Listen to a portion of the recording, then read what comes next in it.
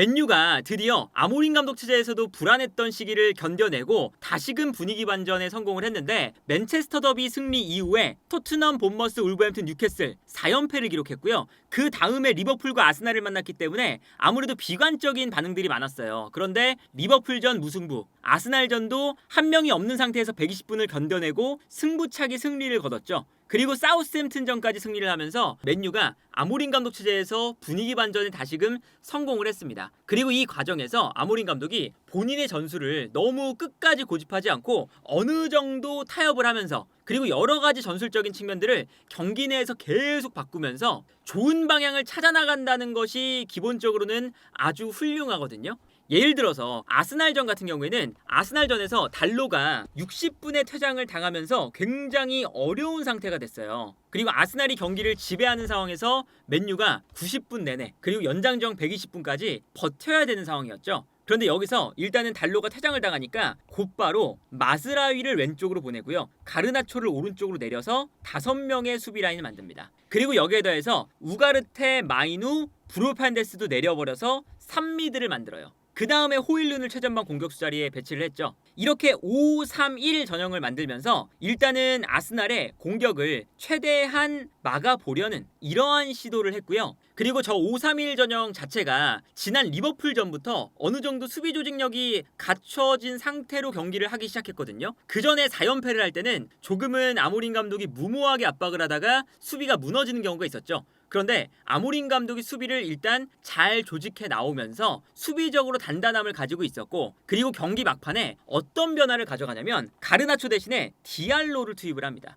그래서 디알로가 이 오른쪽 라인에서 가르나초 대신에 들어와서 조금 더 공격적으로 움직이는 이러한 역할을 맡겼고요. 여기에 더해서 마이누를 빼고 콜리어를 투입하면서 콜리어가 피지컬도 좋고 경기의 기동력도 좋기 때문에 콜리어를 투입해서 이 공간을 왔다 갔다 하도록 미드필더 라인에서의 에너지 레벨을 올리는 그런 교체를 했어요. 그리고 최전방에는 호일룬 대신에 지르크지를 투입했는데, 이것도 호일룬 같은 경우에는 조금 더 달려나가면서 볼을 잡는 그러한 플레이에 특화가 되어 있다면, 지르크지는 약간 내려와서 볼을 잡아주고 버티는 역할에 초점이 맞춰져 있잖아요. 그러다 보니까 이게 디알로의 투입과도 연관이 되어 있는 건데, 지르크지를 투입하면서 지르크지가 수비를 끌고 나오면서 볼을 버텨주면 이때 디알로가 올라가면서 디알로에게 패스가 넘어간다. 이러한 역습 전략도 가미가 된 그런 교체였어요. 그리고 여기에 더해서 연장전으로 넘어가니까 아스날이 어떠한 교체 투입을 했냐면, 마르티넬리와 트로사르 두 명의 측면 공격수를, 디알로가 아무래도 전문 수비수가 아니다 보니까 이 공간에 두 명의 공격수를 배치해버렸거든요. 그래서 여기서 이제 과부하를 거려는 그런 전략을 들고 나왔죠. 그러니까 아모린 감독은 디알로를 올리고요, 우가르테를 빼버리면서 우가르테 대신에 말라시아를 투입합니다. 그래서 오른쪽으로 마즈라이를 보내요. 전문 수비수인 마즈라이를 오른쪽으로 보내고 말라시아를 왼쪽에 배치를 하는 거죠. 그래서 오른쪽과 왼쪽 이 풀백 자리에 디알로나 가르나초처럼 공격수인데 풀백을 보게 되면 아무래도 수비가 문제 생기니까 수비수들을 투입해서 수비를 강화를 합니다. 그리고 여기에 대해서 디알로는 콜리어가 중앙에 있을 때 오른쪽에 배치를 하면서 조금 더 공격적으로 올라갈 수 있는 위치를 만들어줘요. 그리고 콜리어가 아무래도 기동력이 좋으니까 가운데 배치하면서 브루 판데스나 디알로가 올라갔을 때 이 공간을 커버하는 이런 역할을 균형적으로 잘 맞춰준 거죠. 그리고 여기에 더해서 또 재밌었던 게, 아무래도 이 트로사르와 마르티넬리 이 두 명의 선수가 있으면 이 공간 자체가 부담스러워지잖아요. 그래서 마지막에는 맥과이어를 빼고 요로를 투입합니다. 그리고 요로와 더리우트의 자리를 바꿔줘요. 그래서 요로가 이 오른쪽 라인에서 마즈라이와 함께, 이제 요로가 새로 들어온 선수다 보니까 수비를 오른쪽에서 더 영향력을 발휘해주면서 단단하게 만들어줄 수 있는 위치에 서 있는 거죠. 그리고 여기서 끝나는 게 아니라 마지막에는 또 어떤 변화를 주냐면, 마지막에 아스날이 박스 안으로 계속 볼을 붙여줬잖아요. 하베르츠와 라이스가 키가 크다 보니까 그 안쪽으로 계속 볼을 붙여주는 걸 보고 어떤 변화를 가져가냐, 리산드로 마르티네스가 아무래도 제공권에는 그렇게 강점이 없는 선수다 보니까 수비 라인을 내렸을 때 박스 안의 경합력이 떨어진다는 거예요. 그래서 마즈라위를 중앙 수비수로 보내고요, 이 오른쪽 공간으로 리산드로 마르티네스를 보내는 게 아니라 기동력이 뛰어난 콜리어를 오른쪽으로 보냅니다.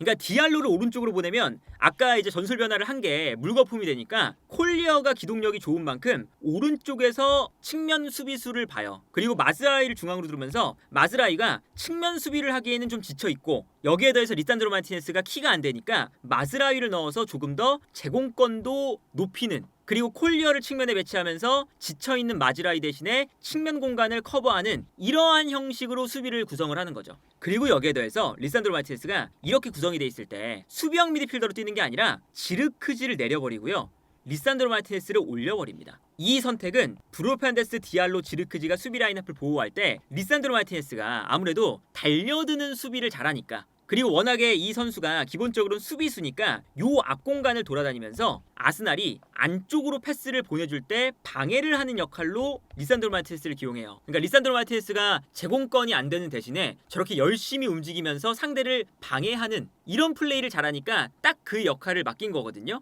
그래서 아스날전도 그냥 이제 맨유가 수비 숫자를 늘려서 정말 아스날의 공격을 그냥 처절하게 막아냈다 이런 게 아니라 아모린 감독이 아스날의 공격 방식을 보면서 계속 수비 라인에서 교체 투입을 하고, 그리고 경기장에 남아있는 선수들 중에서 선수들의 기동력이나 제공권이나 이런 것들을 파악해서 선수의 위치를 바꿔주는 아주 기민한 전술 변화와 선수 위치 변화가 만들어낸 무승부라고 할 수가 있겠죠. 그리고 심지어는 승부차기에 가서 승리를 했잖아요. 그런 모습도 있었고 사우스햄튼전도 마찬가지예요. 사우스햄튼전에는 어떤 전술 변화가 있었냐면 처음에 디알로가 오른쪽 측면에 나왔었습니다. 그리고 브루노 페르난데스가 공격형 미드필더로 나왔는데 여기서 맨유가 아모린 감독 체제에서는 상대팀을 끌어내는 동작을 많이 가져가잖아요. 그런데 요로와 리산드로 마티네스가 수비를 끌어당기고 그리고 디알로와 마즈라이가 끌어당깁니다. 그러면 그 순간 더리우트가 올라가면서 우가르테와 동일선상, 브루노 페르난데스와 살짝 내려오면서 4명의 미드필더, 앞쪽에 호일룬과 가르나초가 투톱처럼 배치되는 형태였어요. 근데 여기서 디알로나 마즈라이가 이렇게 수비를 끌어냈을 때는 요 측면 공간으로 뛰어들어가는 움직임을 가운데 있는 4명의 선수가 해줘야 됩니다. 그런데 앞쪽에 있는 가르나초나 호일루는 측면으로 빠지는 플레이가 굉장히 자연스러운데 마이누와 브루노 페르난데스가 이 공간으로 뛰어들어가는 게 약간은 좀 아쉬웠어요. 그리고 여기에 더해서 더리우트가 올라오면서 마이누가 올라왔는데 이렇게 공격 라인에 4명의 선수가 배치될 때 마이누가 공격적인 플레이에 그렇게 좋은 인상을 남기지 못했죠. 그러다 보니까 전반전이 끝나자마자 아모린 감독이 어떤 선택을 하냐면 마이누를 빼고 안토니를 넣어서 안토니를 올리고요, 브루노 페르난데스에게 마이누의 역할을 주는 이런 변화를 전반전이 끝나자마자 가져갑니다. 그러면 어떻게 되느냐, 디알로와 마즈라이가 수비를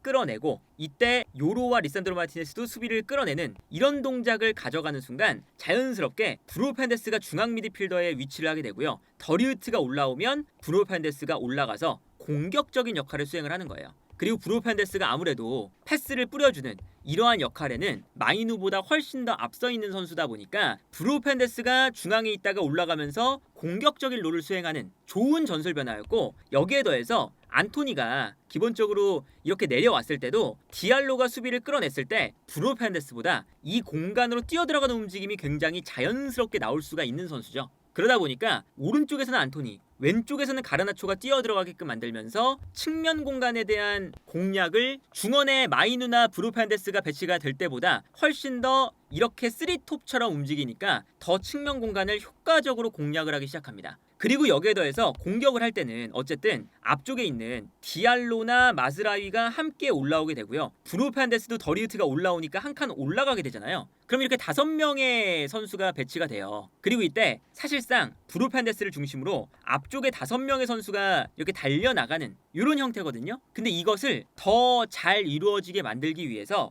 호일룬을 빼고 지르크지를 넣습니다. 지르크지 같은 경우는 내려오면서 수비를 끌어당기는 걸 잘하니까 지르크지가 내려와서 수비를 끌어당기면 이 공간으로 안토니, 가르나초, 마즈라위, 디알로 이런 선수들이 뛰어들어갈 수 있게끔 만들어준 거예요. 그리고 마지막에는 어떤 교체를 하냐면 당연히 우가르테가 브루노 페르난데스 옆에서 더리우트가 만약에 안 올라온다면 커버를 엄청나게 해야 되니까 약간 지쳐있는 상태였어요. 그래서 기동력이 좋은 콜리어를 또 투입하고요, 여기에 마즈라위를 빼고 에릭센을 넣습니다. 에릭센의 역할을 그리고 브루노 페르난데스 자리로 줘요. 공격형 미드필더. 그리고 가르나초를 왼쪽으로 뺍니다. 이제는 공격을 해야 되니까 앞쪽에서 달려들 수 있게끔 측면 공격수의 역할을 가르나초한테 주고요. 브루노 페르난데스를 약간 왼쪽 공격형 미드필더처럼 배치를 하는 거죠.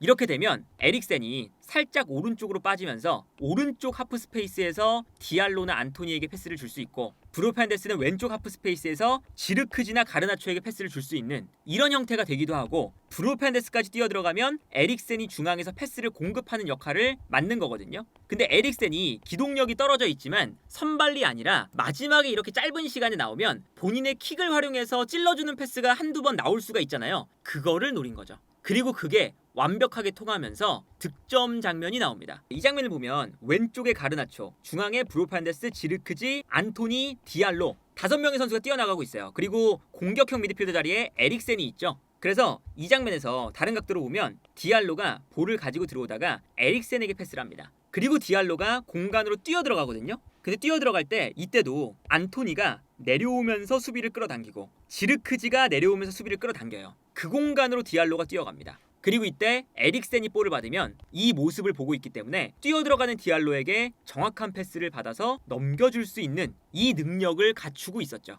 그래서 이 장면에서 에릭센이 볼을 받은 다음에 안토니와 지르크지가 수비를 끌고 나올 때 뒷공간으로 요 패스가 정확하게 들어가고요. 디알로가 지르크지가 수비를 끌고 나올 때 뒷공간으로 뛰어들어가서 에릭센의 패스를 받은 이후에 원터치로 득점을 만들어내는 모습을 볼 수가 있었죠. 이 장면이 결코 그냥 나온 장면이 아니라 아모린 감독의 전술 변화, 선수 배치의 변화에 의해서 나온 장면이었고요. 그리고 여기에 더해서 마지막 그 디알로의 쐐기골 있잖아요. 그 골도 마찬가지예요. 맨유가 지고 있을 때 혹은 동점 상황에서는 사우스햄튼이 수비 라인을 내리고 수비를 하니까 이때는 앞쪽에 이 가운데 있는 선수들이 계속 움직이면서 공간을 만들어주고, 이때 디알로에게 넓은 공간을 만들어주면서 여기서 골이 나와야 되는, 혹은 뭐 디알로가 수비를 무너뜨려주는 이 장면을 위해서 디알로를 가장 측면에 뒀거든요. 상대 수비수와 1대1 싸움을 하도록. 그런데 골이 들어가자마자 이제는 사우스햄튼이 올라오고 맨유가 수비하는 상황이 되니까 디알로와 안토니의 자리를 바꿉니다.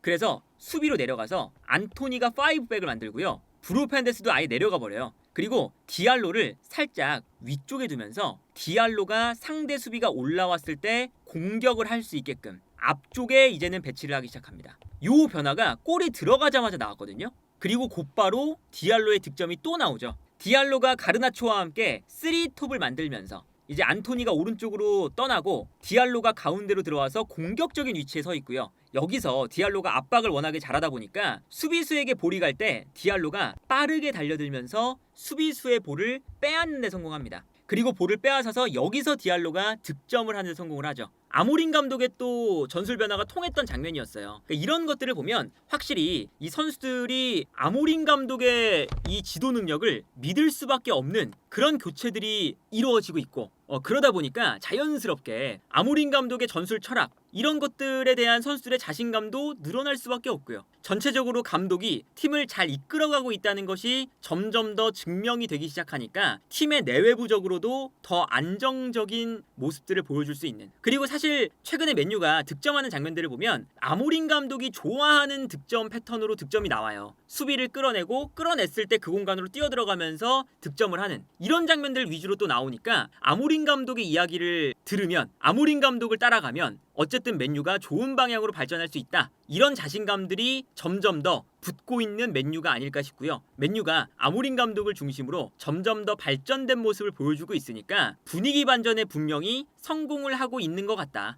그래서 앞으로 지금 맨유가 결국에는 토트넘과 순위가 바뀌면서 12위까지 올라가 있는데, 여기서 더 높은 곳을 바라볼 수 있는, 후반기에 어디까지 올라갈 수 있을지 모르겠지만 아모린 감독의 이러한 자신감이 잘 선수단에게 녹아든다면 어쨌든 후반기에 전반기에 이 아쉬웠던 점들을 그래도 극복할 수 있는 모습을 보여줄 수 있지 않을까라는 생각이 드네요.